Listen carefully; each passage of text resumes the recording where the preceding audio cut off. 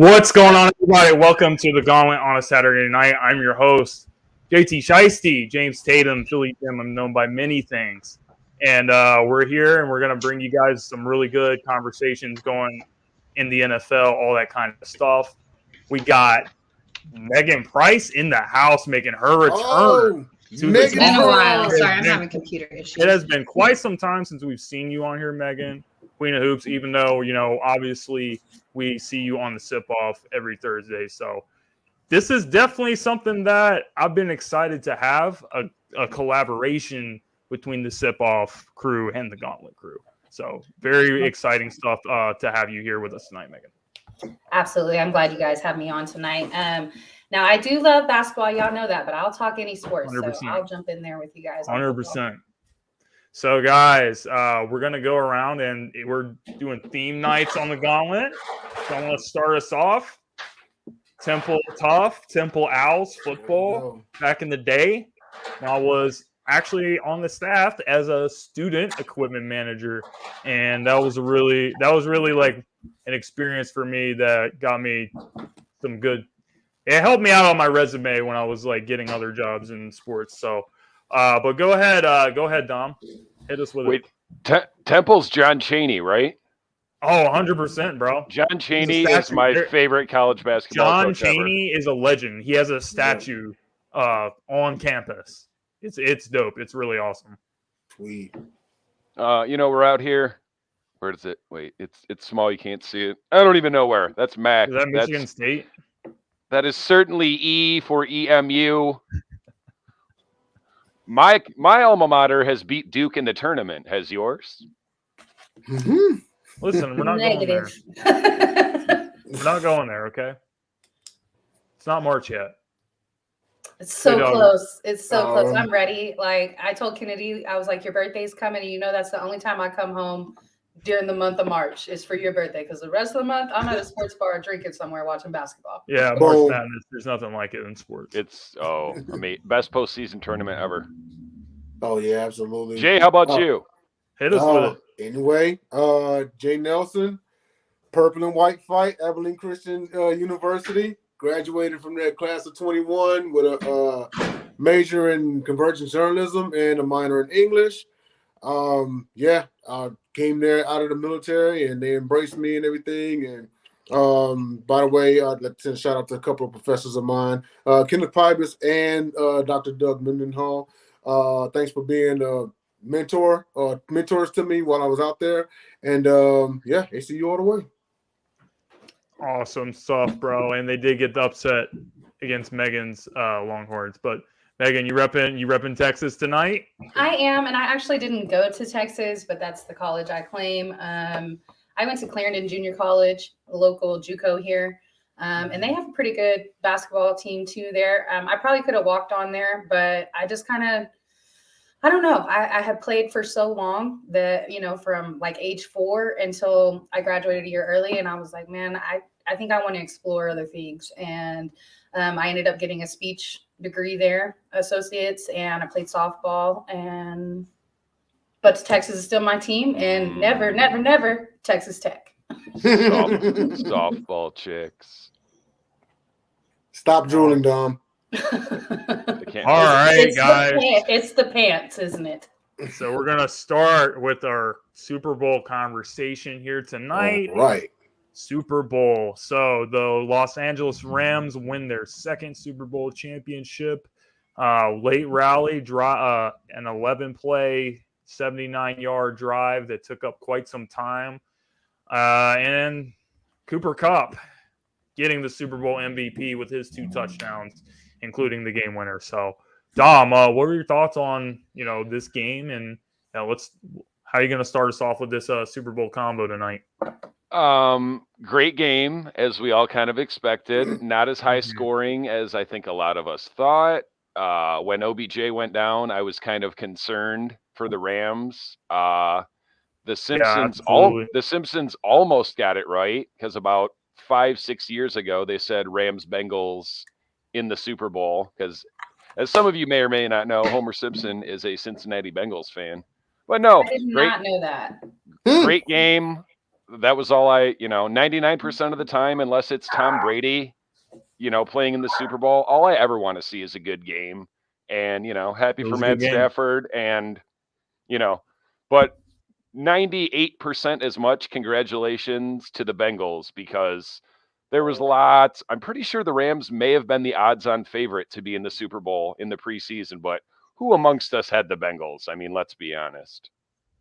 But none of us did. In fact, I think that all of us picked them to come last in the division. We did. Me and Jay caught the wave when the playoffs started, but wow. Great game. Great halftime show. Just a great night. Absolutely. Jay, what you got? Oh, man. Well, I did say from midseason on that a team out of the NFC was going to win it. I also called in last week's episode Cooper Kupp for most valuable player. Although I will say that the way OBJ started off, he plays the whole game. I'm not so sure that happens. I agree with that. I think if OBJ plays, he wins the Super Bowl MVP. He probably might have won it, absolutely. Or Kupp goes absolutely bananas because OBJ's still out there. Right. And then they give it to Matt Stafford. Because I will tell you this much. And don't get me wrong, I like Jalen Ramsey. To me, he was getting burnt all game. It didn't matter who he did. He was getting cooked. He was. If Joe Burrow had half a second longer, Jamar Chase has him beat for the game-winning touchdown of the game. He did. I'm about to get into that. I'm glad you brought that up. Yes, let's revisit that later. So with that being said, I felt that the Rams kind of won in spite of Jalen Ramsey. I believe that Joe Burrow did everything he possibly could to win that game. I just feel that literal concrete blocks would have done a better job blocking for him, but that's another story. Anyway, it was a great game. It was a better game than a lot of people expected. It's too bad that the stagecoach turned into a pumpkin at midnight on the Bengals, but I feel like, man, the future is really bright for Cincinnati. But congratulations to the Rams and Aaron Donald, and good healing to OBJ. Really unfortunate what happened to him. Yeah, and even though OBJ goes down with the injury, I am so happy for him to be able to be a Super Bowl champion, even though he didn't play the whole game. He certainly did earn his ring, and after everything he's went through, it was just amazing to see that. Being scapegoated in New York, being scapegoated in Cleveland, and then he becomes a Super Bowl champ. You can't write it any better than that. Right on. Go ahead, Migs. Hey, you're muted. Uh-oh. My bad. My dogs were barking. To piggyback off of OBJ right there, definitely you can see now that he was not the problem in Cleveland for sure. Like, as far as Baker goes, I think he still has a future in the NFL, but it's very apparent how serious the run game is there in Cleveland. And so that's what carries that team. And so a receiver is not going to get the type of plays when their offense is basically the run game. So, I agree. Good for him to get out. Definitely earned it. He definitely made an impact in the postseason. He was very, very important into the Rams getting to where they're at now. But I want to say majority of this game, like by the second quarter, I was kind of bored, to be honest. And then the second half came on, and the Rams actually started making a game, because to me it looked like the Bengals were just really handling them. Those last few possessions and drives from Matt Stafford and Cooper Kupp are legendary. That was amazing, but it's literally how they won every single game in the postseason. So you have to give both of them their praise, because every single game, the Niners, all of them, like all those games, that's how they won those games, off of those two people right there. So in my opinion, should have been a co-MVP. King of the comeback, Matt Stafford. So and great for Matt too, to get out of Detroit. I'm sorry, Dom. I'm not. To get out of Detroit and actually show, like, hey guys, like, there was plenty of people over here to talk about my talent and that I was good in Detroit, but I just didn't have that postseason play, and now he has that on his resume. As I'm sure you recall, I told you 3 years ago that we should trade him to y'all, and I would root for y'all, and I would have. Mm-hmm. I'm not completely turn my opinion down on Dak. Like, I still think, it's salvageable there. So I hope we'll see what comes out of it. I personally feel like the injury took more of a mental toll on him. And that's understandable. It was an atrocious injury. So they say generally it takes a season to get past mentally having an injury like that. So, but Matt Stafford on the Cowboys. Ooh, y'all would hate me. Well, y'all would hate me. Speaking of, real quick, because it's a thing that's looking like it's going to happen. Rumor has it is Derek Carr is going to get a deal similar to Dak's. Would you? I mean, personally, I wouldn't give it to either of them, but would you be more okay with Derek Carr having a contract like that or Dak Prescott? I think Dak wants to be in Dallas, and so I feel like he will restructure eventually. I think that they were trying to do the right thing because they jerked him around. It's not that we just all of a sudden paid him all this money. We jerked him around for like 2.5, 3 seasons on an extension, and then he got so badly hurt that I think everybody in the organization was like, we got to do the right thing. We got to pay him. But I'm of the opinion that either Dak or Zeke is going to have to restructure in order for us to go forward next season. I think Dak will probably be the one to restructure. Right. But to tell you that, I would rather have Dak have it, but that's just because I'm a fan. I don't know. I mean, I think they're both probably in the same tier of quarterbacks as far as their play. True. I have Dak at like, when the season started and it was going really well, right? I had Dak at probably like number 7. And then I had Derek at probably like 11 or so, exactly. 11, 12. Just under the top 10. Right. And so I have Dak probably now at like 9. So they're similar, very similar. Lower top 10. So Derek Carr is Prince of the comeback, whereas Matt Stafford is King. Well, I mean, I just don't see Dak or Derek Carr in this on the same level as I see Aaron Rodgers, Mahomes. Oh no, absolutely not. No, I agree. All those type of guys. Not. So that's not really like, and it's hard to be in that category with those guys. It's not absolutely. something that's easy to do by any means. So it's not really disrespect. It's just he's a good quarterback, probably upper tier, upper third, but definitely not in the elite tier. So when things were going well and he was playing really well, I still wouldn't have put him in that tier with Aaron Rodgers. And that's the problem, man. No, no. And that's the problem because whenever Dak Prescott lights up like the Commanders or whatever they're called this year, or the Giants, he's the top tier. But then he'll lose to like a real contender, and they drop him down. It's like, listen, leave him where he belongs until he consistently beats the thing is, even the elite quarterbacks have average to bad records against winning. It's hard to beat winning teams. Period. Mm-hmm. It's the NFL. Right. It's very difficult. When you beat up on weak teams, you're doing what you're supposed to. Yeah, absolutely. But speaking of Stafford, you want to segue into the next one?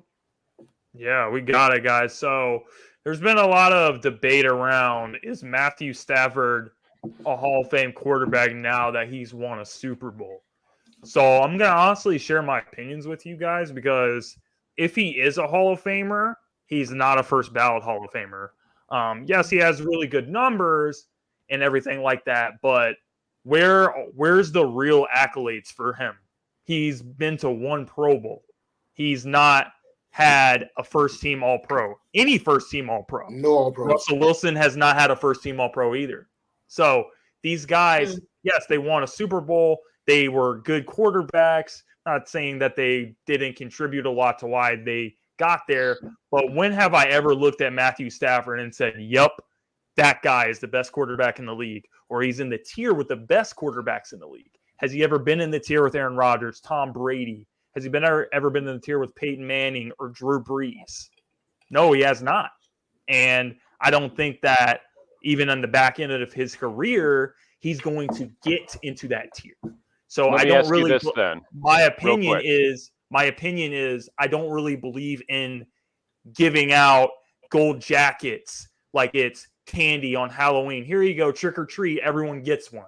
I don't believe in that. I feel like the standards of the Hall of Fame should be much higher than that. So I think that Stafford should try to get a league MVP before he retires.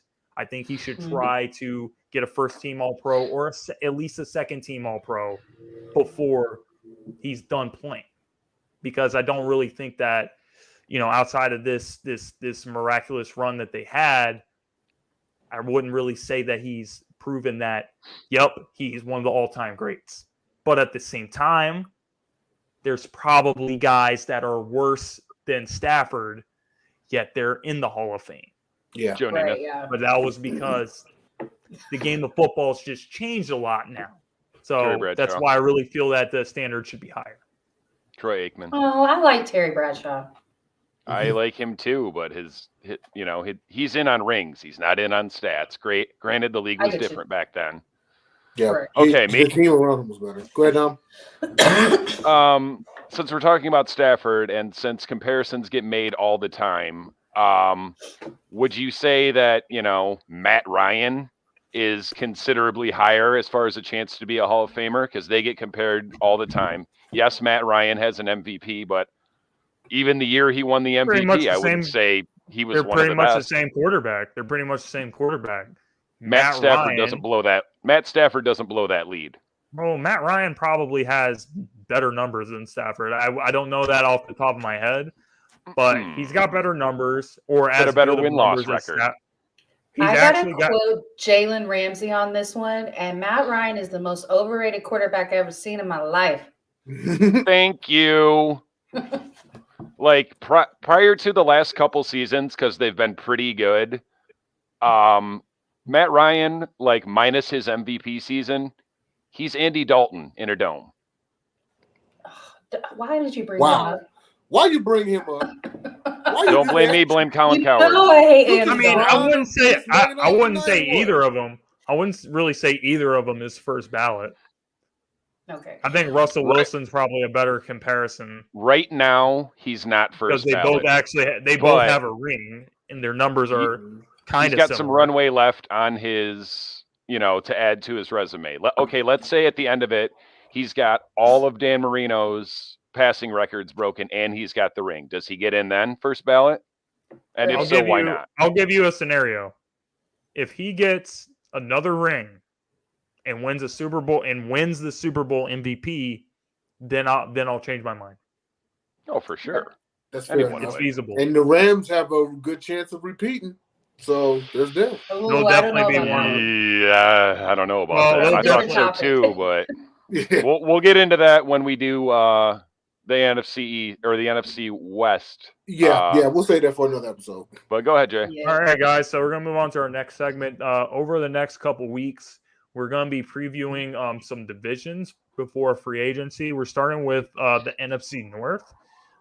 We got the Green Bay Packers, who are currently $46 million over their cap space, having a lot of drama going on with Aaron Rodgers, Devontae Adams. Are they going to come back? Are they going to retain them? Or is Aaron going to get traded? Is he going to retire? No one really knows what's going to happen. You got the Detroit Lions that, let's face it, outside of the tight end position, maybe the cornerback position, there's a lot of positions that they could add to their team, and they would just be better on that alone just because they're not a good team. And then you got Minnesota, who, year in and year out seems to underachieve. When you look at them on paper, you say, oh, this is a really good team. You got Justin Jefferson. We got some pieces on the defensive side of the ball. Some guys have flopped, like Anthony Barr, who's scheduled to be a free agent for them. And then you got the Bears that, you had Justin Fields as a rookie quarterback coming into a situation that was not really ideal for a rookie quarterback to be coming into. And that's why you saw Fields kind of struggle. I think it will be better this year. Matt Nagy has no business being a head coach in the NFL. And then, their defense is always formidable, but they're always second place to Green Bay. But I guess, Dom, if you want to start us off with the Detroit Lions, in your opinion, what's the biggest need for the Detroit Lions that they need to go ahead and address before the NFL draft? Because the draft is a whole different thing. I don't know that I could pinpoint one particular position, and it's only because we You have don't needs really at a lot of them. right. We don't really have quite enough cap money. Like I don't want us to, nor do I expect us to try to make a big splash at any position. We should be looking at a lot of, bottom of the first tier or top of the second tier guys. A lot of guys like we picked up last year, guys that are still young and hungry, guys that will put on prove it deals. We're pretty much set on our offensive line. We could use a backup quarterback. Receivers, I expect us to draft probably 2 and maybe sign 1.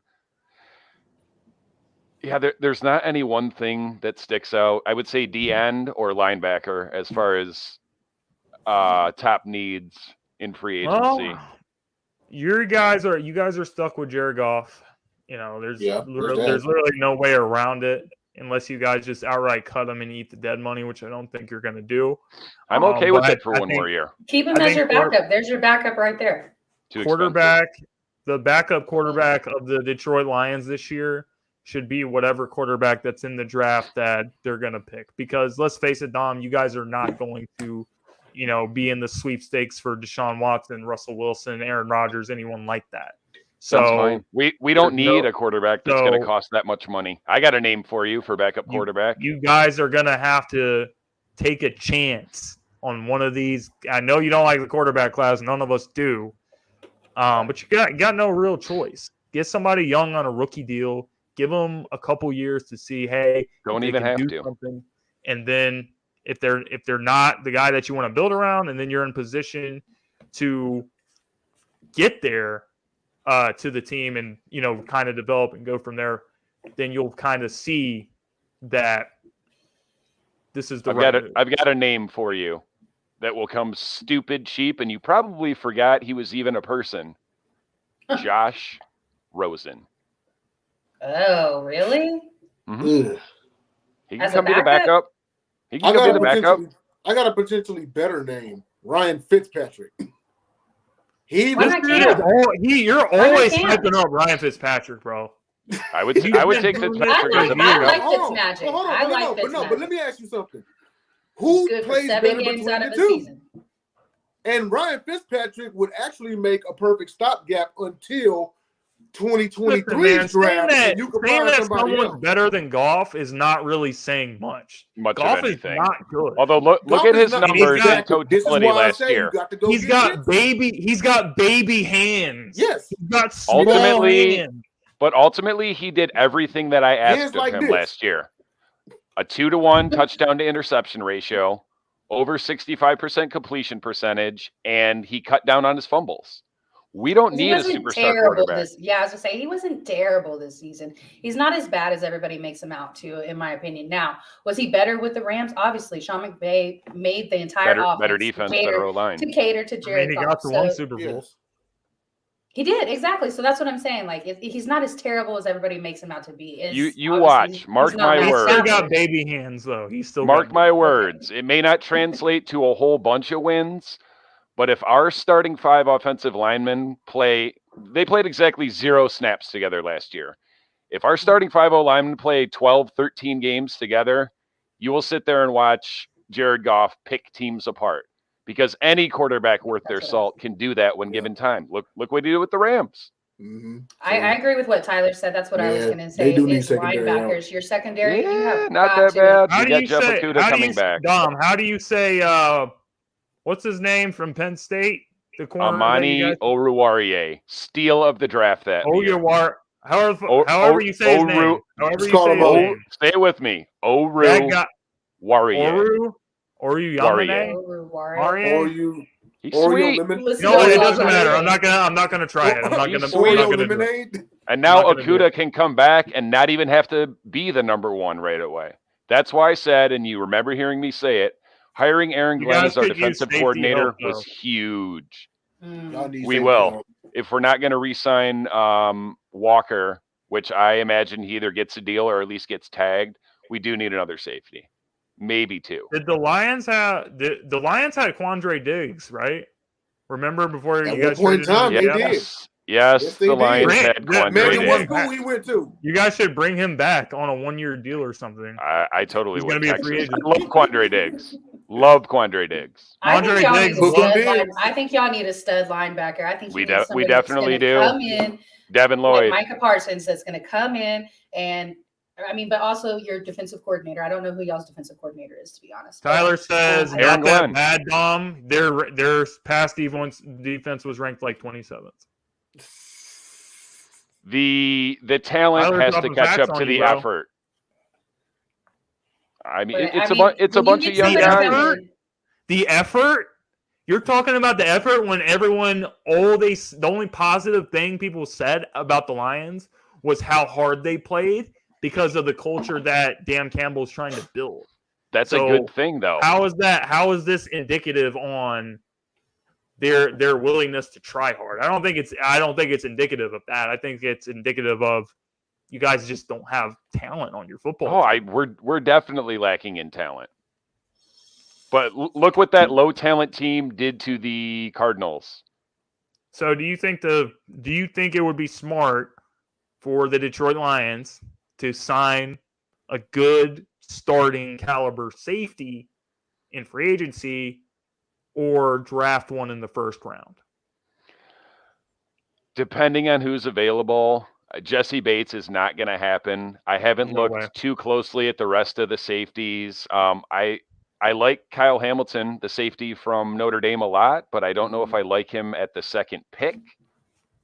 Well, I mean, we definitely need upgrades literally everywhere except the offensive line. Everywhere. Right, yeah. Bro. I mean, that's real.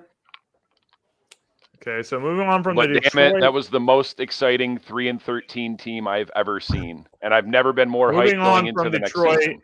we are going to go to our next team, which is going to be the Green Bay Packers. So the Green Bay Packers are in a sticky situation with Aaron Rodgers, Devontae Adams.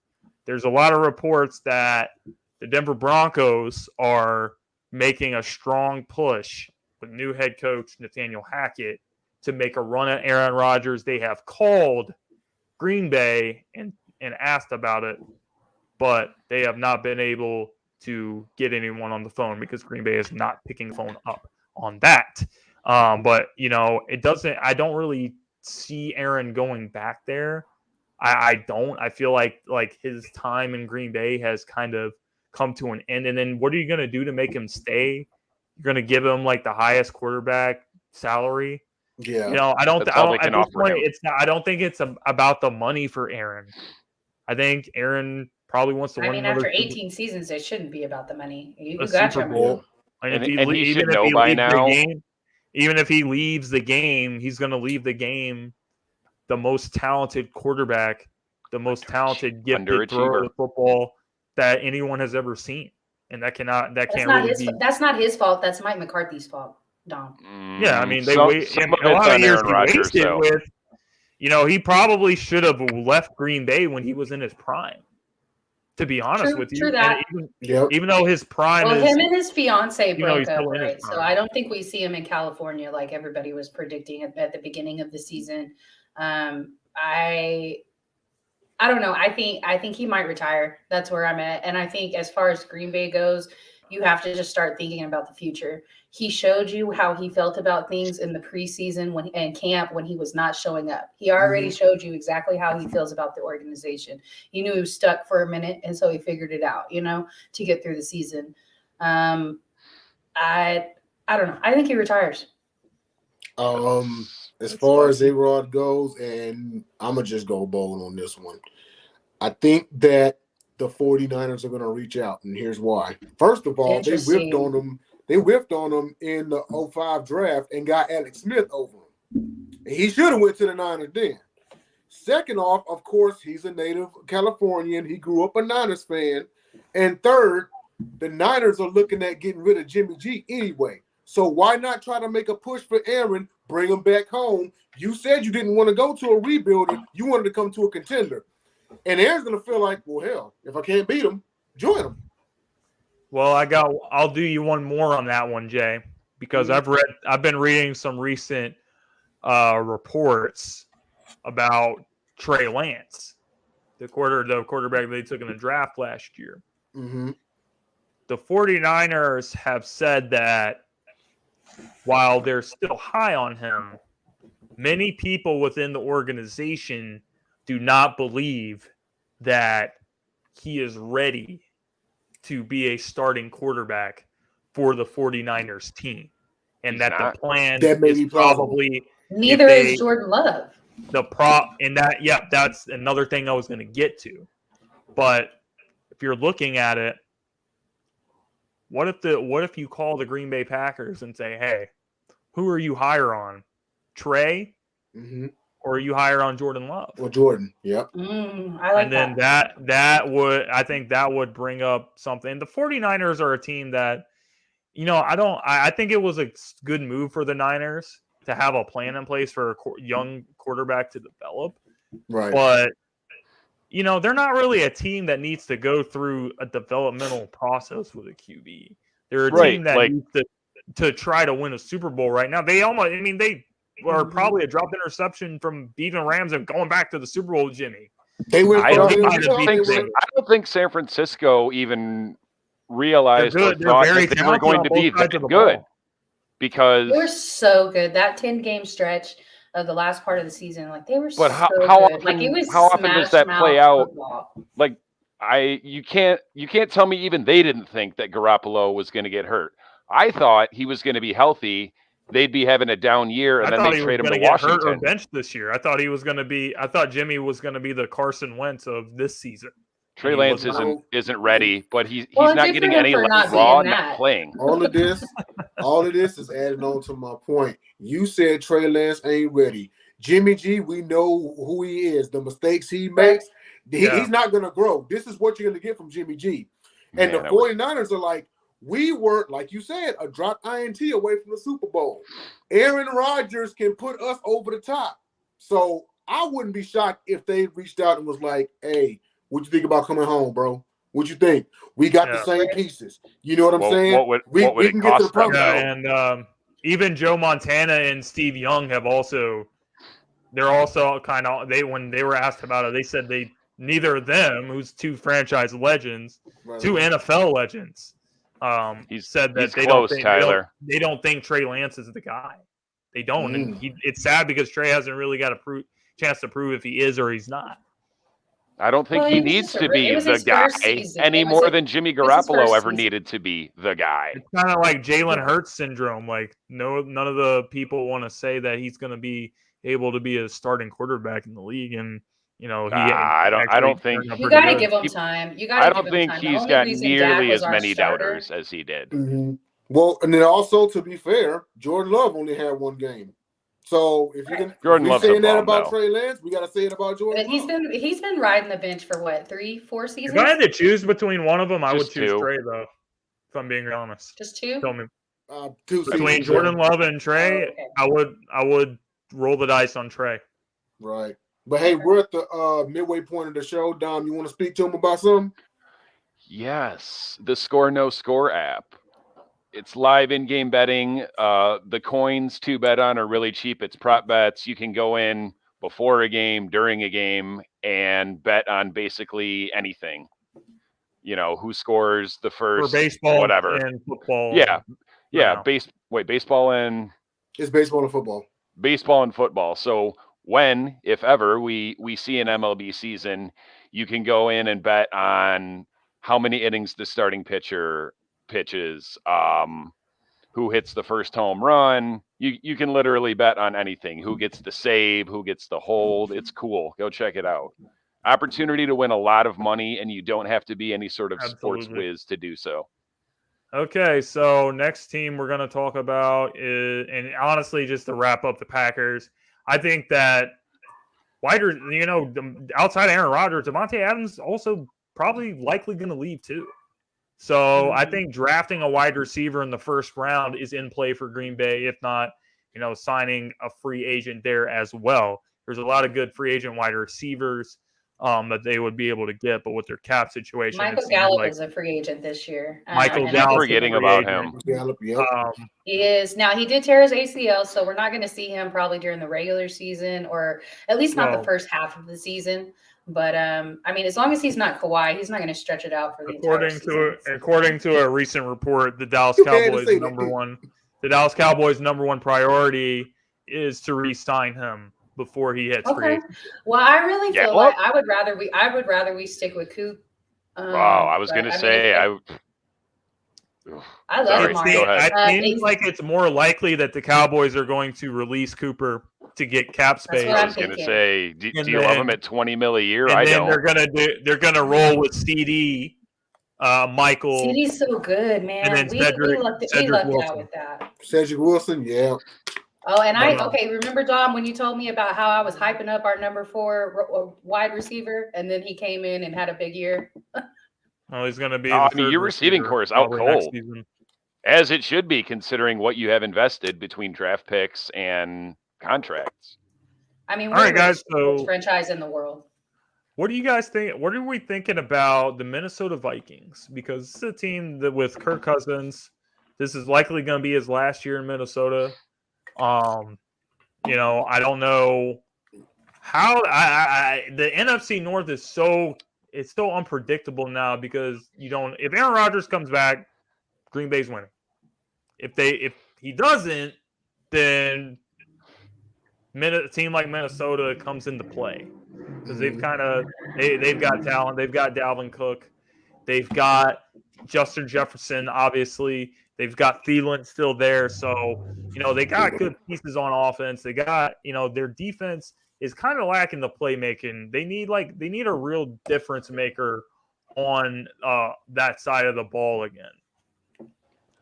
So I really think that they need to get an explosive pass rusher on their D-line that can just go hunt the quarterback, get you 10 sacks for the year. Still got Danielle Hunter, don't they? Yeah, but he missed some time this year. Yeah. I think they need to get another some guy. mental health stuff, right? They need to get younger. Oh, no. That was Everson Griffin that was dealing with that. But they definitely need to get something there, man. And they need to get explosive on the defensive side of the ball. I really think they could use better offensive line play as well. But Dom, you wanna take it? Perennial underachievers. There's been multiple times in the past 4 or 5 years where Minnesota was considered to have like a top 5 roster in the league. Yep. And I would hope, you'd never hear me root for a division rival, but I would hope for Minnesota's sake, just to see them competitive. Shout out Mike Booth.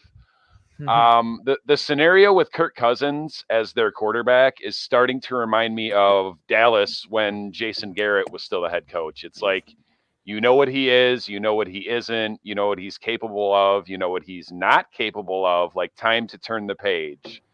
Now, assuming they could improve their offensive line, which they should, the draft is very deep for O-linemen. I would be looking maybe even like at the trade deadline if unless they're right there in the hunt for a playoff spot, I would maybe try to move Kirk Cousins at the trade deadline because if their O-line improves, you've got Dalvin Cook and it's time for the Kellen Mond era to begin. Kellen Mond was the guy I wanted as our backup a couple years ago in the draft, but he kind of got reached for. I think he was projected like 3rd or early 4th, and he went in the 2nd round, I believe. It's a similar situation to the Packers with Jordan Love. Like, you don't draft a quarterback that high without the intentions of doing something with him. I don't think Kellen Mond. I think Kellen Mond is more of a project for the Minnesota Vikings. I don't think he's, any part of their future plans. I don't think that him being on the roster is going to affect if they want to draft a quarterback or anything like that. If they want to draft one of those quarterbacks in the 1st round, go ahead. It means that we can't. That doesn't mean I don't mean that they might play it out with Cousins this year and take one next year. Next year, fair enough. Yeah. But when you've got that good of assuming to be a good O-line, and you've got guys like that to throw to, White Shock G. Heard that before. Oh man, I do everybody coming an with the heat. impeccable Shock G impersonation too. Go ahead, Jay.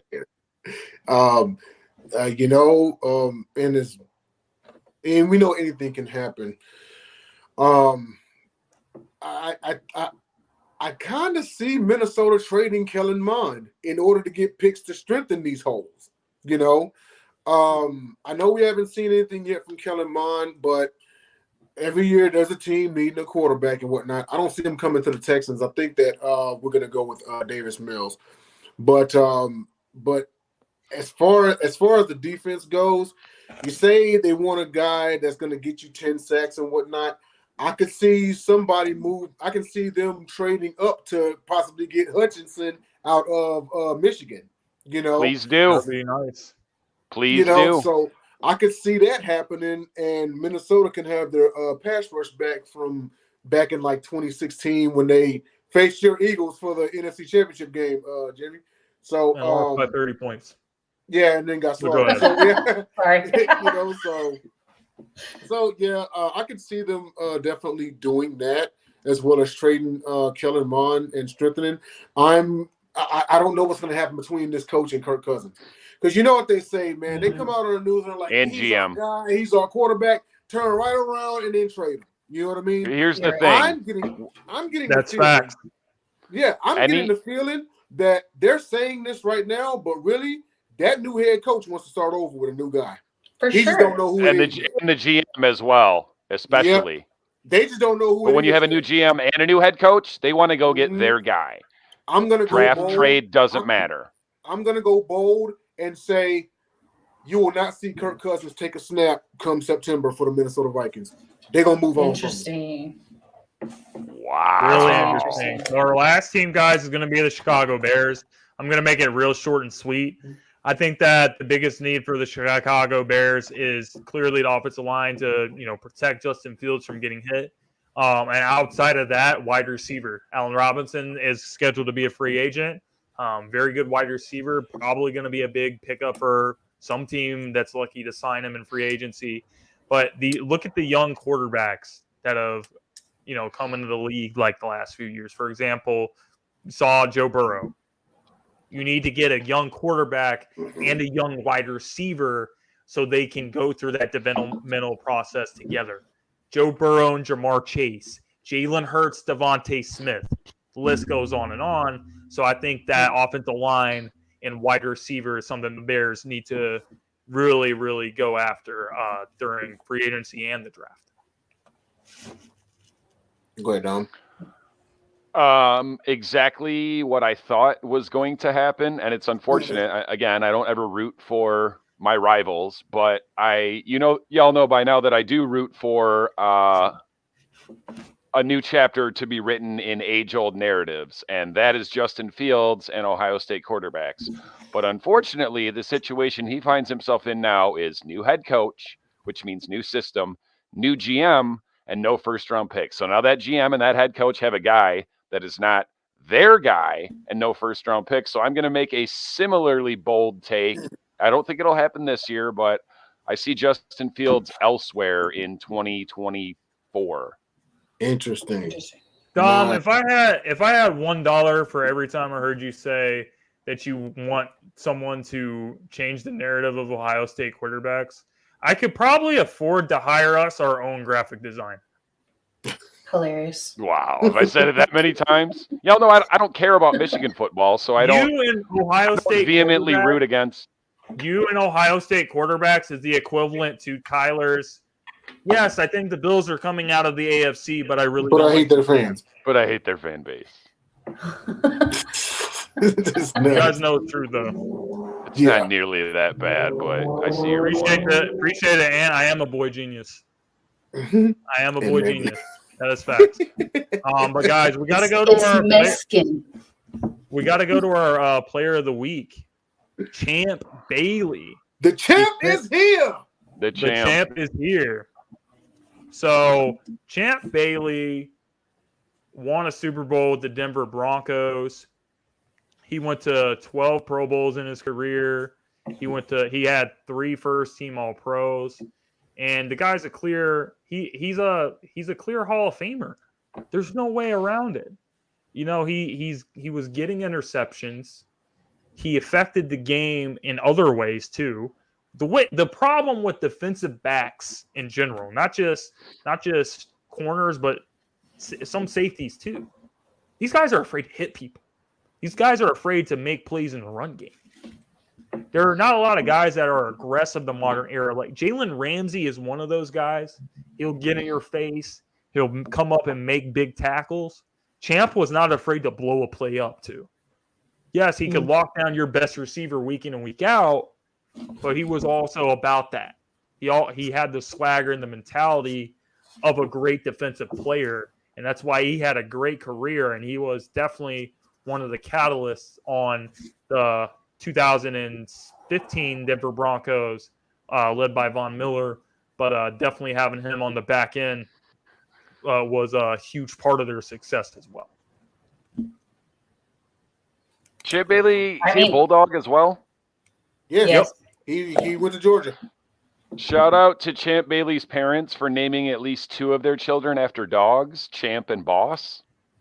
I wish that Boss Bailey could have been 1/4 of the player that Champ Bailey was. That is pretty tough. Yeah. Boss Bailey was just an undersized linebacker that we reached for. But yeah, one of the best. I'm trying to think of when his career started and ended. I feel like he probably got overshadowed at times by people like Revis.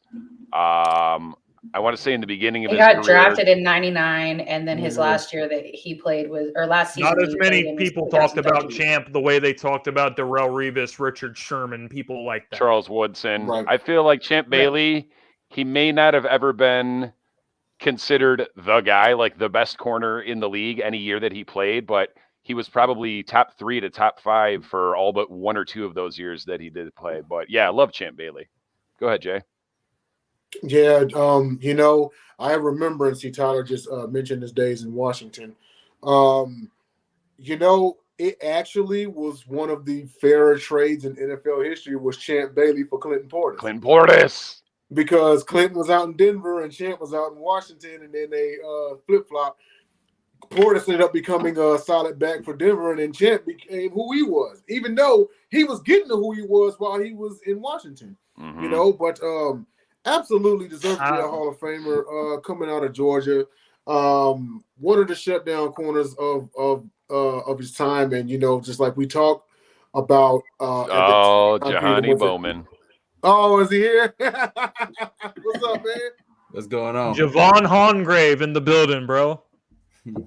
What's going on, player? What's good with y'all? What's good with y'all, boys? What college are you representing, sir? I was like, boys. You already know who you rapping. Is that a real question? You really had that written down on your notepad? I'm surprised you're not wearing an Indiana jersey since you love Larry Bird so much and didn't wear MJ gear on Indiana his birthday. State, sir. Indiana State, sir. Sycamores. Indiana State, whatever. Doesn't matter. Larry Legend. I don't care what anyone says, Jahan. That's hella drip. Wait, don't you jacket really is actually tough. like? Don't you like Iowa State? Iowa State Cyclones. Iowa State Cyclones. I thought so. Iowa State Cyclones. But How anyhow, many teams do you have? Anyhow, 50, A lot. 50 at least. 50 at least. Thank Anyhow, you for Pity, being honest, sir. pity. I want to what you say saying about Champ Bailey? Champ Bailey. Hold on. I want to say something about Champ myself. Okay. I am a huge Champ Bailey fan because he played the game the right way. Big time cornerback, always was good for a game changing moment. Champ just represented when he was in the NFC East. As y'all know, my family's huge Washington football team, Commanders, Redskins, etc. fans. So I watched a lot of Champ Bailey. I owned a Champ Bailey jersey at one point. Shout out to Mr. Bailey for you said Hall of Fame. But I wanted to get on here and say something to y'all. Congratulations for the phenomenal season. Gauntlet, 4 Horsemen. You guys put in the work this year. You definitely put in the work. I'm proud of you boys. Shout out to y'all. Y'all come a long way, and the show has been Very good, very good, even great, even. And I just wanted to say that while I was on. Give people their flowers while they're alive. Appreciate the love. Appreciate it. How about Don, this? For sure. Tidbit. Champ Bailey born Roland Bailey Jr. Roland. Yeah, Well, I he guess had you got to take back that to change his praise. name, bro. He had to. I was about to say you had to take back that praise for his parents Uh-uh. naming him right. Yeah. Absolutely. Nah, bro. Brother I mean, boss. 12 Pro Brother Bowls. boss Like what? Rodney. Mm-mm. The Bailey brothers, Roland and Rodney. Nah, How's that bro. any different from Debo Samuel? You know, Okay. you gotta represent. Go where you fit in. Get where you fit in. I All right, mean, guys. Debo, Any more thoughts on Champ? That's a classic. I'm good. You guys are good. So we're gonna get into some NFL headlines now. We're gonna start with the Arizona Cardinals. Their young quarterback Kyler Murray is apparently frustrated with the team after a brutal performance in the playoffs. He has said that he feels like he's being blamed for the loss. He's being blamed for everything, and all this kind of stuff. And there's concerns about his leadership within the team. A lot of the veterans on the team and some coaches had to reach out to him and try to tell him how to be a better leader. And then he comes out with the public statement saying that, he's still committed with the Cardinals and everything, but, he doesn't like the way that people are painting the picture of him. But you know what? Here's what I got to say about all that. Kyler Murray is way too talented of a quarterback to perform at the level that he did in the playoffs with that game. Because Kyler Murray is a phenomenal athlete. He's got a good arm. He can make any throw out there. But for him to perform so bad, you got to take some accountability. So to me, Kyler is showing a little bit of the Ben Simmons syndrome after the playoffs. Yeah, bro, you screwed up, but you're young. Ooh, It happens. that's harsh. Oof. That's harsh. People go through stuff and they get better because of it. So that needs to be a defining moment for Kyler Murray. And he needs to, take this, try to figure out how he can be a better leader and a better football player so he can prove people wrong who say that, he always comes up small at the end of the season. Because you did come up small at the end of the season again. Even though you guys made the playoffs, you still didn't perform like a real franchise quarterback should. And for you to, not take the accountability, it's really, really a bad look for Kyler Murray. Right on. Hold on. I'll say this. Kyler played absolutely abysmal. I take nothing from it. He played awful. Even that interception he threw right at his own goal line, and that was game changing right there. Terrible. However, It was bad. The Rams as a whole, other than the game where they had the meltdown against Tom Brady, they played in the comeback against 49ers. They played phenomenal. And so there's no shame in losing to the champs. There's no shame in losing to the champs. Kyler himself, though, like I said, he played abysmal and he deserves his fair share of the blame. However, they were missing a lot of key pieces in that playoff game. You gotta say you ain't going with a full deck of cards when you play the eventual Super Bowl champs, and you got to come in there. That's a division opponent. You've seen them 3 times this year. Sometimes somebody just has your number. Bro. Stop taking up for Kyler, bro. Like Tyler just said, bro. He stay folding. He stay folding, bro. He keeps talking trash about the Cowboys. He did all that trash about the Cowboys. Bro, we cannot keep playoff game. We cannot keep on condoning the antics that is going on in Arizona, bro. Just like we don't condone nothing that's going on in Detroit, we cannot keep on condoning what's going on in Arizona, bro. Wow, that is Super Bowl 54 champion Kyler Murray and the Arizona Cardinals. Bro, like I said, they're in shambles right now. We cannot keep on condoning it. Shambles? How? Shambles? What are they doing? Hopkins didn't They even almost play. won the division. Okay, Hopkins didn't even play. They had a great season bro. until those Y'all, last did. few games. dog, treat Arizona I'm just like y'all treat the Clippers. Just like y'all treat the Clippers, treat Arizona. Here's You're what bitter. I'm saying though. They Like, went to the championship, unlike the The, Clippers. the Cardinals Kyler had no Murray- chance to win that game against the Rams. No chance. Yeah. Kyler Murray Anyone that is thought they supposed to did, be- you're dumb. Kyler Murray is supposed to be a franchise quarterback. So When get you are Kyler a up out of franchise there. quarterback, So that get him means out of that still. situation. Get him out of the That means- situation, bro. that means if you're a franchise quarterback, that means that even when guys are hurt, some guys are out, you're still good enough to make the plays to continue to win games. But that's like Yeah, saying when it's your team, Stafford no, He when isn't it's your showing team, us you're the- the- you're- He isn't Even with the showing us fully he's capable healthy of doing team, that. they weren't winning that game.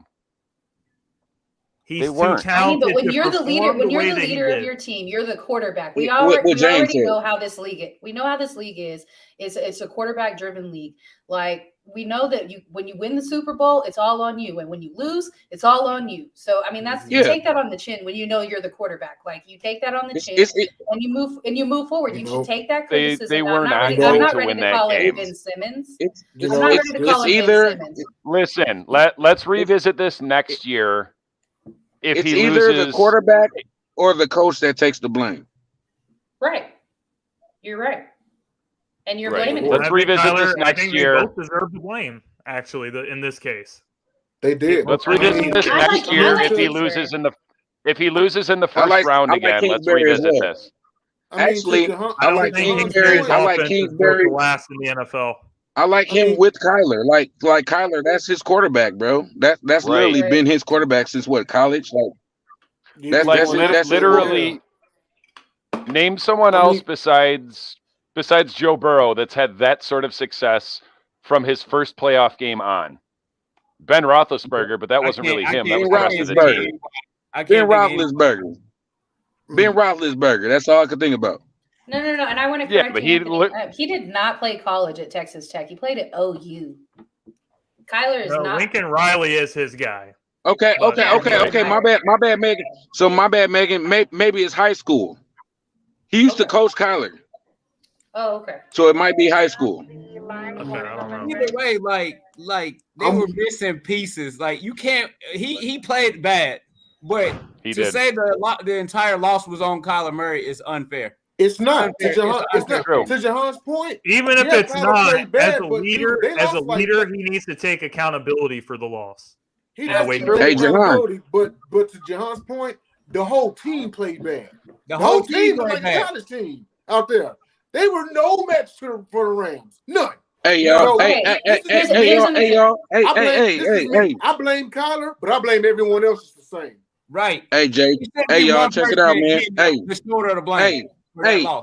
I gotta get going. I gotta do my thing. I just want to tap in right quick. Let y'all know. Sip off, Gauntlet. Sip off, We tapped Gauntlet in. collab. We locked in. We the ones. Y'all Yeah, be this- easy out this there. is Y'all have a Voltron blessed right day. now. This And is I- Voltron right now. That part, man. We the This is Megazord. You heard me? Voltron. Hey, we the Megazord. Megazord. I'm the Green Ranger. We're running it over here, baby. You I'm the already Green know. Ranger. All day. Oh, day. here yeah, I'm buddy. the Thanks White for Ranger. coming in, bro. Hey, John, I'm the White Ranger. We the same person. Let's get it. Y'all Tommy, be blessed out Tommy here. I'll with- see y'all soon, okay? Tommy All with right, the man. All right, Love you, bro. brother. Thanks for coming in, man. Thanks for coming in. All love, Tommy James. with- All love, man. Mandatory. I Tommy think with the the top perfect, knot. perfect example of what Kyler should have done, and I mean he's still pretty young. Last year when the entire Cowboys team played like ass, what did Zeke do? He put it on his shoulders. He said, "It's me. I didn't play well." He didn't blame anybody else, and he shouldered that blame. And that's just something. And I respected Zeke for doing that. Did he play great? No. And so he admitted that, and he took that on the chin. Jahan, I know you're ready to say something. I am. You know I am. Okay, You know I say am. All right, so okay, he did that, and that was his stand-up moment. But how many bad moments has Zeke had where he had to do that and have a stand-up moment? Like last season was bad. Last season was bad. Stuff. He's saving face because he's had so many bad moments that he has to accept blame for a loss. That's not how I took it. I took it like he was like, you know what? I'm Dak's not here. I'm basically the veteran, the leader of the team right now as far as players go, and he shouldered the blame. That's how And then he comes the next year and does absolutely nothing again. Wrong. You know what wrong. Zeke played better. You know wrong. what the funny thing is about Kyler though? Because like a week or so ago, I'm sure y'all saw, I can't remember, I think it was Twitter. He scrubbed his whole Twitter. He removed all references to the Instagram, Cardinals. yeah. And originally the rumor that came out was he wanted to renegotiate his contract. I'm sitting there thinking like, bruh, you are not in a good position right now to try to ask for the bag. But I saw something where they were like, he wanted CeeDee Lamb and whatever it takes to get CeeDee Lamb to the Cardinals. Like, he wants to reunite with his old team. You already got DeAndre Hopkins, and now you need CeeDee Lamb too. Get out of here. I like Kyler Murray. DeAndre Hopkins is better than CeeDee. And you got AJ Green. CD over DeAndre. That makes no sense. He said anything to get CD to Arizona is whatever he said. He would give up Hopkins for CD. He's looking at Joe Burrow like, oh, maybe I can do that. He's on drugs. He's on drugs. He crazy. He's on drugs. He's on drugs. Not that CD's not good, but he's not D-Hop. I ain't gonna get into all that. But the next thing I want to talk about, guys, is to wrap up like the biggest headlines with the NFL. Today, it was announced that Brian Flores was hired as the linebackers coach of the Pittsburgh Steelers. So with the ongoing situation going on against the NFL, the lawsuit, everything like that, I have a few thoughts on this, just based on some comments that I've seen people make on it. Believe it or not, there are some people out there that think Brian Flores is trying to play like he's a victim, or he's not really telling the whole truth about everything. There's people that are saying that he's a crybaby, and there's people that are saying that he should be grateful that he gets another job in the NFL while he has an ongoing lawsuit against the NFL for their corrupt practices. So here's the thing. That is one of the most disrespectful ways to look at this that I can imagine, because he's a great coach. He didn't deserve to be fired in the first place. And, the Rooney Rule that people are doing, when he was getting interviewed, this is a bunch of BS. The Giants had already, hired Brian DeBall as the coach before they were bringing in him to do the interview. Flores. So for you to say that he's great, that he should be grateful when it's not remotely the same thing, getting hired as a defensive assistant after all the work Flores has put in, he's probably the most qualified candidate that we had during this whole run, other than Doug Peterson. So, yeah, that's straight up disrespectful. That's messed up, and that's just the wrong way to look at it, in my opinion. And I feel like people that think like that, it's just so disrespectful to him and the work that he's put in. Flores deserves to be a head coach in the NFL, and I'm glad that he's exposing the NFL for their corrupt practices. The way they do these coaches is ridiculous. It's not just him, but he's standing up for himself. He's standing up for Eric Bieniemy and all the other great qualified candidates in the league. So, yeah, that's how I feel about the situation. What you got to say, Jay? You want to go, Jay? I'm gonna go real quick. Okay, and that's not sitting here saying that linebackers coach is not a good job or anything like that. But to sit here and say, well, he should be grateful for that he even got a job and this and so forth, that's just like, okay, all of us were having roast, but I'm going to throw you the scraps. But you should be grateful because I fed you. You know what I'm saying? It's exactly the same thing. And this is dedicated to all of you out there who say that it's not about race. In the last 20 years, there have been 129 head coaching vacancies. Only 15 were filled by black head coaches. So it's not about race? If it's not about race, tell me why in the history of the National Football League, the first black head coach was hired in 1989. Now, I know 1989 was a long time ago from right now, but the league started in what, the 20s? So if it's not about race, why did it take y'all 70-something years to hire a black head coach? And Jay, just to add on to what you just said, take a look at the disparity of African-American head coaches in the NFL compared to the NBA. And when you see Shit, that, Major League Baseball. you will see when you see that, it will tell you everything you need to know how the NFL is run and who it's being run by compared to that of the NBA. Exactly. Here's Go ahead, here's Dom. my here's Don't my get me thing. started on the MLB. Here's my thing. To hear a statement like you should be grateful that you got a job, that sounds like a blanket statement from white racist NFL owners. Like, oh, you should be happy we gave you a job. But beyond that, my thing is, and while I don't disagree with Flores's bringing the lawsuit whatsoever, and I don't know if it would have made things worse, but if I were him personally, considering he was, probably the most qualified guy out there to get a job, I might have maybe kept that lawsuit thing in my pocket, got a job first, and then filed. That's all I'm saying, because I had a feeling that lawsuit, chances are no one was going to hire him as a head coach. I would have thought he would at least have got a coordinator job. Mm-hmm. But, yeah, I mean, what is understood need not be discussed. I mean, how many – is there a single majority black owner in the league? No. Hey guys, we're just going to pause real quick because Megan has got to get going. She's covering the All-Star game, obviously, for the sip-off and everything. So, Megan, thank you so much for joining us tonight. We really appreciate you being here. It was fun having the sip-off fam with the Gauntlet fam all together. It was amazing. Definitely. So, Megan, where can these guys find you at during the week?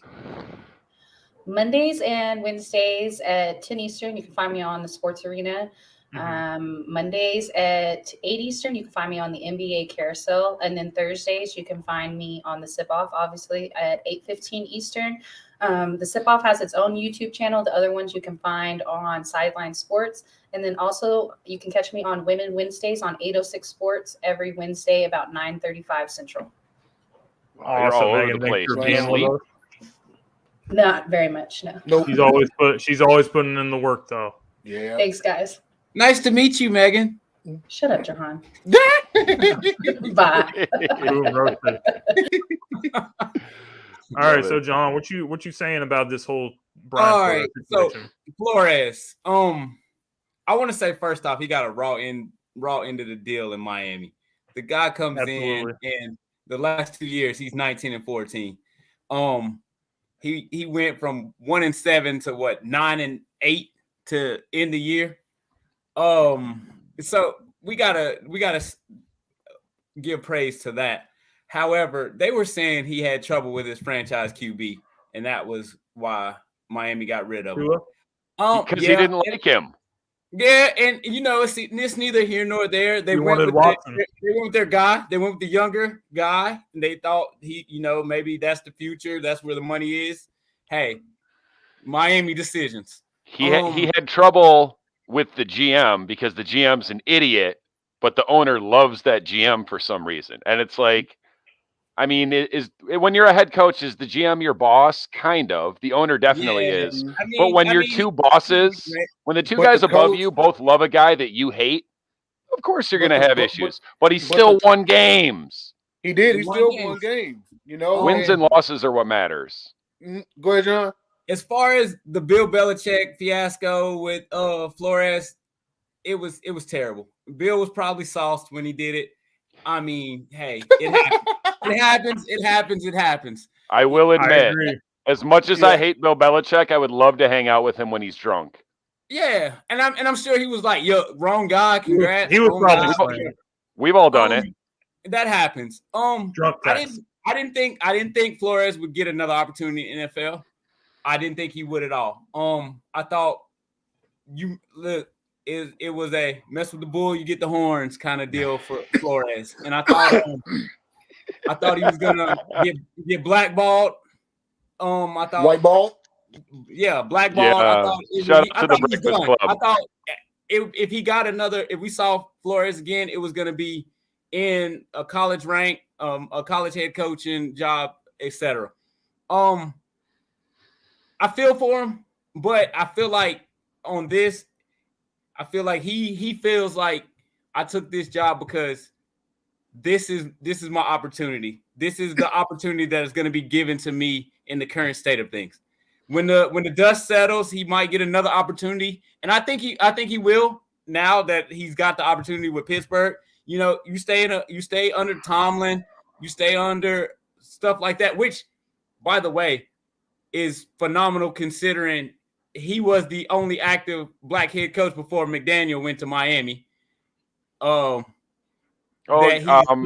Pittsburgh is very progressive when it comes to that kind of thing. Oakland too. But he's under Tomlin, so I thought that was kind of cool at how things shake out that he went and is on the staff of the only active black head coach other than McDaniel. Speaking of, does anyone know? Speaking of lawsuits, have you heard any updates about the John Gruden lawsuit? No. I haven't heard any. Because I'm just thinking that I know of, like, clearly in my mind, these are the only 3 lawsuits I've ever heard of where it's someone suing the NFL. The first one was Donald Trump. They actually ruled in his favor and awarded him $1. Now we've got John Gruden and now Brian Flores. But the thing is, like, are you really going to win a lawsuit? Kaepernick had one, didn't he? Didn't Kaepernick have one? Did he sue? Yeah, I'm pretty sure he won. Yeah, No, I thought they settled. I thought they settled for like 20 Yeah, years. I'm sure they settled out of court. You're not going to win a lawsuit against the NFL. You're just not. I think Flores will. I think there's a lot of evidence to back it up. He's got a good case. But I thought He's got all the evidence to back it up. They'll settle though. He'll get more money in a settlement. I feel like accepting this job may lead to another where you want to go. This might not be the job you want, but sit here and bide your time. He may very well have taken that job because Mike Tomlin's been on the hot seat for what, 4 or 5 years now? I mean, hey, however long, he's got to get some playoff wins. He hadn't won a playoff game in the last 5 times out? Yeah, not so good lately. I mean, no losing seasons, but then you're on a 5-game streak in the playoffs where you're not winning games. Well, this is going to be his first year without Ben, too. So now they're really about to see what's going on. Let the Mason Rudolph era begin. Ben literally is the last of the Carroll recruits.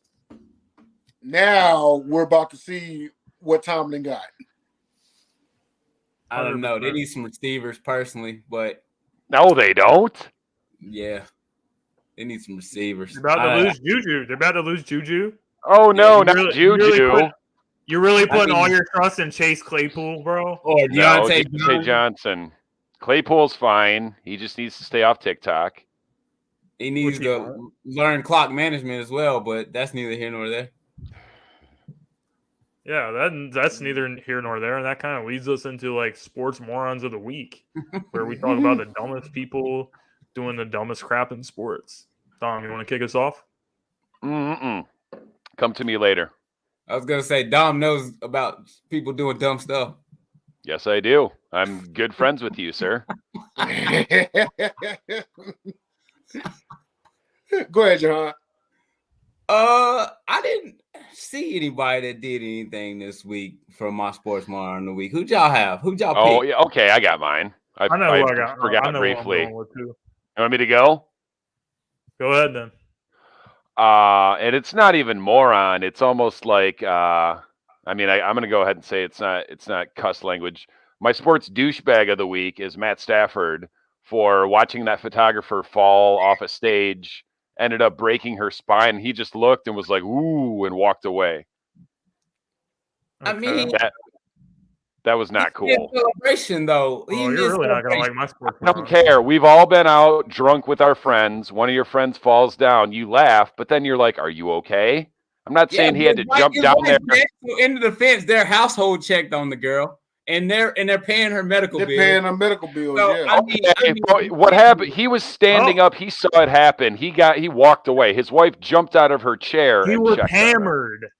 He was hammered. He was celebrating one of the biggest moments of his life. Come on, man. That's fine. I've been more hammered than he was and saw people get hurt. I didn't just walk away. Bro, he's paying their medical bills. Him and Kelly are paying their bills. That is a face-saving move, sir. He found out she broke her spine. It's not. They always do good stuff for people. They always do good stuff for the community. They did not offer to do that until they found out she broke her spine and had a GoFundMe. Kelly can't went believe through, you're hating she on just John went through a Matthews. brain tumor. I'm the last person on earth to want to hate on John Matthew. The first person on earth is JB You Ellis. hate on Kelly, though. Shout out to JB, the program, the Don of Sideline Sports. The Godfather. The Yes, sir. Godfather. That's my big bro. Anyhow, Yeah. I don't Jay, know. you I got don't a sports think we'll blame moron. Stafford for that. I actually man. He's didn't have celebrating one the this biggest week. I moment didn't of his see life. anything that stood out. You go, He's James. celebrating the biggest moment of his life, man. Other than his kids being born, like let that man celebrate. Like it ain't his fault that the girl fell in the hole. Like, look, let him live, man. I don't get why people are attacking him. Look. It's it's a bad look, It's and how it transpired. It's a parade. Like I'm sorry that she got hurt, but He should have known before she put up a GoFundMe. He should have been in touch with her, like, oh my God, are you okay? We're gonna pay your medical bills. He doesn't owe her anything though. She fell on her own cognition. Like you fell on your own. He didn't owe her anything. She did, but I'm just saying it's not a good look. He's doing this out of kindness of his heart anyway. He didn't owe her anything. Like it's a face-saving move. No, he doesn't owe her anything. You're right, he doesn't. No, it's not. Not everything is a face-saving move. John, have you ever heard the phrase "perception is reality"? But he didn't owe her anything when he. Perception is reality. The way that looked, how that went down, he needed to change the perception. He didn't owe her anything by saving her, though. Like he didn't owe her that. Like you're right. You're right. In reality, he doesn't. But perception is reality. It was not a good look. Optics. He's in the spotlight now. He ain't never been in the spotlight in his life until he got traded to LA. So you're putting it on Stafford, but anybody else on that stage could have helped her as well. They did. No, they didn't. Kelly Stafford was the one that checked on her, who is a member of his household. Anybody else could have, security could have checked on her. I'm sure everyone that was on the ground did. It's not his fault. Like I'm not saying it's his fault. He don't owe that girl anything. And the fact that he's paying her medical bills is more than enough. It is. But like I said, perception is reality. It didn't look good on him. Right, wrong, or anywhere in the middle. It didn't look good on him. If you saw someone fall 10 feet right in front of you and you just went and walked away, that would look bad on you, even if you're not Matt Stafford. You say, oofta, not my business. I'm drunk. I'm celebrating the Super Bowl. I see your point. I'm just saying. Who'd you have, just saying. Honestly, you guys basically took it from me, but it's the reverse. My sports moron was literally going to be whoever was making a big deal about Matthew Stafford not helping the girl when he turned around and paid their medical bills. So, okay, I'll be the sports moron. Right. Go ahead and say it. Be like, you are my sports moron for this week. Like my sports moron is Dom for his take. That's fine. Right. It wasn't gonna be. I didn't know that was your take until just like it wasn't, but I couldn't think of one. But then I remembered because I didn't have another one in mind at all. That's why I said do me last. You can add this in your trophy case. You are the sports moron of this week. Hey, I'll take it. Trophy's a trophy. Make sure you dust it off because, hey, as a Lions fan, you got to be grateful for whatever trophies you can get because you definitely ain't getting no Lombardis in there. Hey, get it how you live. Incendiary, man. I want to see the Lions get one in my life. I already had a dream. It happens. I'm like 85 years old and I die in a Winnebago crash in the parking lot. So I never see it. Yeah, you know I was there to see it, but I die before the kickoff. I know what it's like to witness the first ring. Jahan knows what it's like to witness the first ring. So I think if nothing else, I wanted the Bengals. Like I wasn't there when my son was born, but I'm still waiting in my life to cry tears of joy. I feel like if the Lions won a Super Bowl, it would probably happen. I hope to see it, man. I do. I hope that for all the franchises that never won one, man. Like I do. Except Minnesota. Yeah, except Minnesota. Screw them. Nah, I like Mike Booth. I want to see them get one. No. Other than Mike Booth, bro, their fans are terrible, man, and they cry so much. And they're not that bad. I never hated an NFC North team. Bears fans are worse. I never hated an NFC North team until 2017. I didn't. Like the Vikings fans cried so much. They were all in there. Oh, we bullied New Orleans. We're the bullies. Philly, we're gonna go to Philly and do the same And then thing. they got bullied. And then you got bullied, and then you're crying. Oh, the foes chant. The foes chants using our skull chants. Blah blah blah. You know what's crazy about that, Jahan? Is they didn't bully anybody. They literally won on a miracle play. Right. That's not bullying. Right. But they went in there like, oh, we came in there and Beating somebody by 30 is bullying someone. Yeah. I mean, Brett Favre, and this goes way back. Forget about Fran Tarkington and his winless resume in the Super Bowl. Think about that, 14-2, 15-1 Randall Cunningham team and them underachieving. Then Brett Favre throwing that interception to cost them the Super Bowl. I don't know. I was just like, Mike Booth is my guy. So I'd like to see them win one for him and him only. That's it. Right. That's it. That's it for me. That's literally probably it. Yeah, I'll pretty much most of the rest of their fans, F them. But yeah, they're crybabies. Nah. Thank you, whoever has RWP. They go our guy. Is that Ray Lynn? Is that Ray Lynn? That's Ray. Honestly, Lions fans are counting this as a Super Bowl win. Nah, man, that boy pulled out that Detroit Rams shirt. I was dead, man. I said, yo, this man pulled out the Detroit Rams. Shout out to Ray Lynn, though. He made an intro for us. That's my guy. Yeah, shout out to Ray Lynn, man. That's Mongo McMichael, the fifth horseman. So now that we're doing shout outs, guys, we might as well just shout out everything. Shout out NBA Carousel.